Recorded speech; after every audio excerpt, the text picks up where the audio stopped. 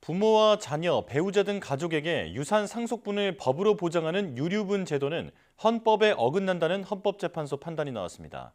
학대 등 폐륜 행위를 한 가족들까지 상속을 보장하는 건 국민 상식에 맞지 않는다는 건데 상속 제한 대상을 넓히자는 법은 아직도 국회 문턱을 넘지 못하고 있습니다. 홍민기 기자입니다. 이번 헌법재판소 심판 대상에 오른 조항 가운데 대표격은 민법 제1112조입니다. 고인의 유언과 상관없이 부모나 자녀, 배우자, 형제, 자매 등 가족들에게 돌아갈 상속분을 일정한 비율로 규정하는 내용입니다. 그런데 부모를 제대로 모시지 않거나 자녀를 학대한 경우에도 법으로 상속을 보장하는 건 부당하다는 지적이 꾸준히 제기돼 왔습니다. 지난 2019년 가수 구하라 씨가 숨진 뒤 20년 넘게 연락을 끊었던 친모가 나타나 유산의 절반을 요구한 일이 알려지면서 비판에 더욱 불이 붙기도 했습니다. 최근 몇 년 사이 헌재에도 유류분 제도의 위헌 여부를 따져달라는 헌법 소송이 40건 넘게 접수됐고 헌재는 이들을 한데 묶어 결론을 내렸습니다.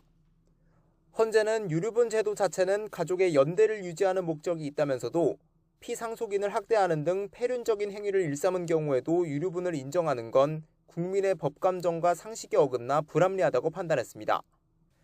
다만 사회적 혼란을 우려해 법 효력은 일단 유지하고 2025년 말까지 국회가 유류분 상실 사유를 구체화한 법을 만들도록 했습니다. 국회에서 입법 형성권을 잘 이렇게 발의를 하셔서 종합적으로 이제 이 유류분 제도를 다시 정비하는 그런 계기가 되었으면 좋겠습니다. 현행법에도 이미 상속인의 결격 사유를 규정한 조항이 있지만 그 범위가 지나치게 좁아 실효성이 부족하다는 지적이 잇따르는 상황입니다. 구하라 씨 사망 이후 양육이나 부양 의무 미이행 등도 결격 사유에 추가하자는 민법 개정안이 발의됐지만 4년째 국회 문턱을 넘지 못하고 있습니다.